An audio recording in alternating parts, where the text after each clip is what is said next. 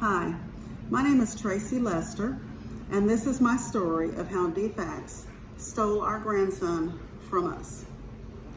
Our story begins on April 30th of this year, 2021, when my daughter woke up in the morning and went in to get her 8-week-old son and take him to feed him and change his diaper. When she took him to change his diaper, she realized that his leg was swollen. They immediately took him to the area hospital, and there they did an x-ray and found out that his right femur was fractured. There was really no signs that he was in pain. There was really no way of knowing that he had any kind of issues other than his leg being swollen.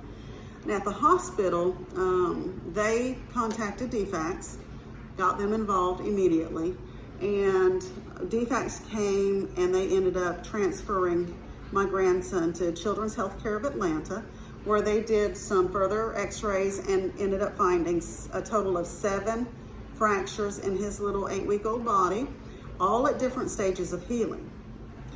They immediately took their son away from them and placed him in foster care. The next morning, on May 1st, my daughter called me to let me know what was going on. I was just in disbelief that this could happen. So it was the weekend. I ended up waiting until Monday. We got in touch with defects and spoke to the supervisor there. They let us know that this was a very serious situation and that I needed to talk my daughter into confessing what happened, or they could end up going to prison for a very long time. Of course, I can't even believe this is happening to us. This is, never in a million years would you expect something like this to happen. And so I went and spoke to my daughter, and of course she denied it. She denied anything ever happening to him, that he never really even cried. He didn't act like he was in pain, and they were just in disbelief that this is true, that this is happening. And from there, they kept saying from the very beginning, both my daughter and son-in-law, that they knew this had to be a medical case because they knew that they had not abused their son. And so they have been telling defects from the very beginning, do test, find out, because we did not hurt him. And they did, and I know they did an OI test. They ran some other tests, come back to find out that our grandson had a vitamin D deficiency. They also did a OI test, and that came back negative. So as soon as that test came back as negative, they arrested my daughter and her husband and put them in jail. They charged them with 9 counts of aggravated assault and 9 counts of cruelty to children each. So these are felony counts. They are looking at many years in prison. We knew that this was not the case. So as time went on, my daughter was in jail each and every time. The caseworkers would go to her in jail and ask her again and again, tell us what happened. They told them, we don't know what happened. We don't know. He did not get dropped. We did not abuse him. We do not know what happened. It has to be medical. Her and her husband both stuck with this story. Now, defects would come to me in between times when I would take my grandson to his appointments, and we would talk, and they would say, well, we know it's him. We know it's Tyler. He's the one that's guilty of the abuse, but your daughter has to turn on him. And if she doesn't, then they're both going to jail. Or they would say, well, we're just going to wait and see who's going to rat the other one out first. That never happened. They never ratted each other out. They stayed in jail for 2 months defending themselves and defending each other because they knew that they had not done anything to hurt their son. So I think it was June 8th when we had our dependency hearing, and The judge came back and decided that my husband and I were not a fit placement for our grandson. They took him out of our home that night and placed him back in foster care with another family. That was heart-wrenching. It was the hardest thing I think I've ever been through. To know that he needs to be with his family and we need to continue that bond, and they denied it. They denied us having that bond with our grandson. The judge said that in her words were that the love that a mother has for her daughter far exceeds the love that she would have for her grandchild. And honestly, I don't know a grandparent alive that thinks that that's true. So the judge did grant me supervised visitation. So I was able to go see my grandson for about an hour once or twice a week with the foster family, and everything was going fine up until that point. I wasn't able to really speak to my daughter. I was told from the very beginning of this case that I had to choose either my daughter or my grandson, and I needed to stick with my choice. So I chose my grandson. I was told over and over that I could not even speak to my daughter, and I didn't. I did not talk to her the entire time she was in jail. That was the hardest thing I have ever been through. And all I kept hearing from everybody was, that had to be the hardest thing for me, that they would not wish to be in my spot to where I'd have to choose. But I did what the judge asked. I chose my grandson because he was innocent and he needed family. And I did everything that they asked me to do, and she took him away from me anyway. So at that point, when the judge took my choice, my chance to choose away from me, I decided to talk to my daughter. And I retained an attorney, and we did everything that we were told to do.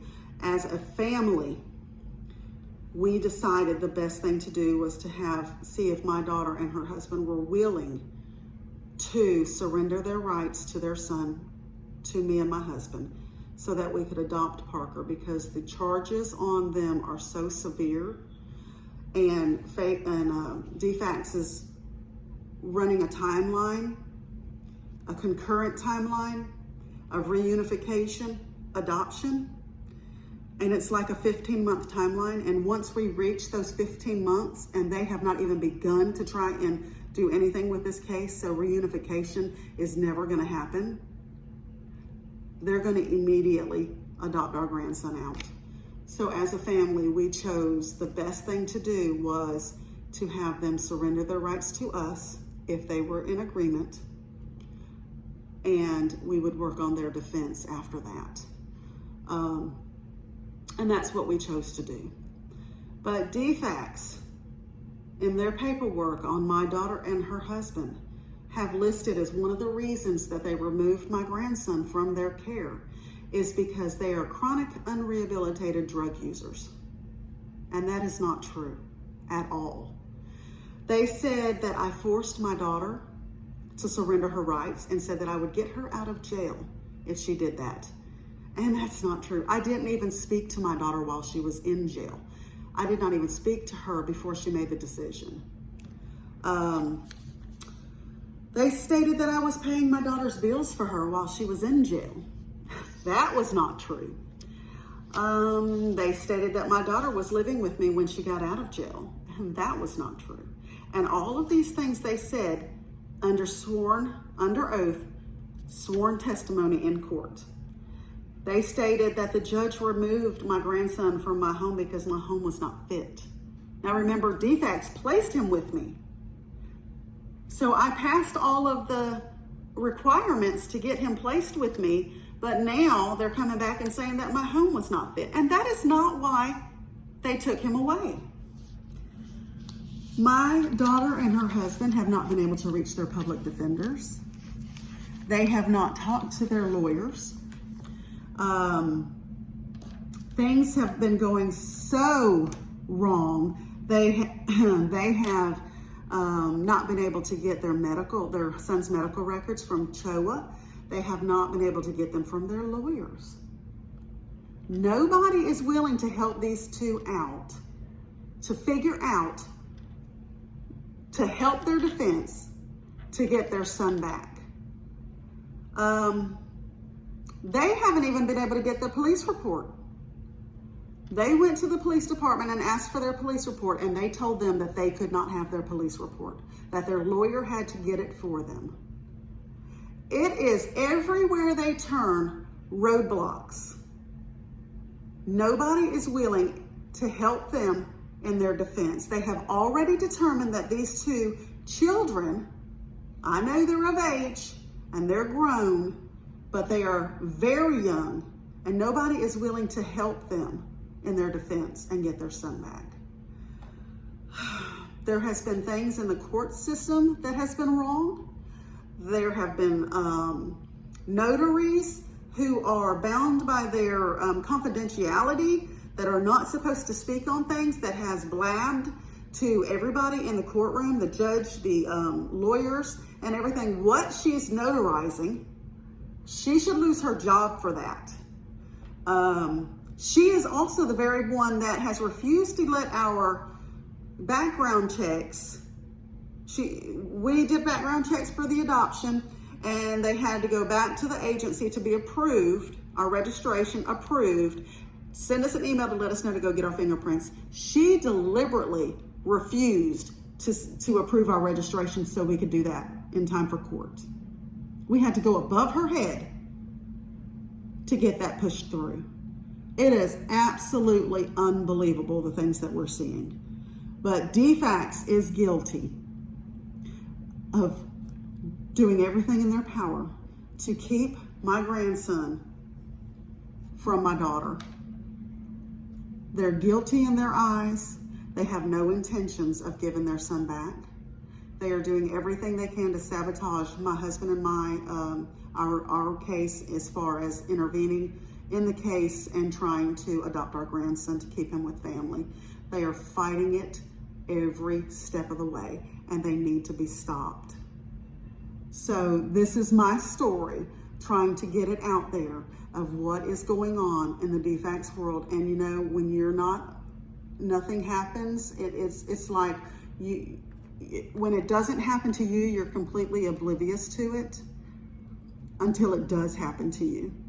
And there is nothing I want more than to expose this corruption and make the people in charge of it accountable for what they're doing, and give us our children back. Stop stealing our children to line your pockets with money, and give us our children back.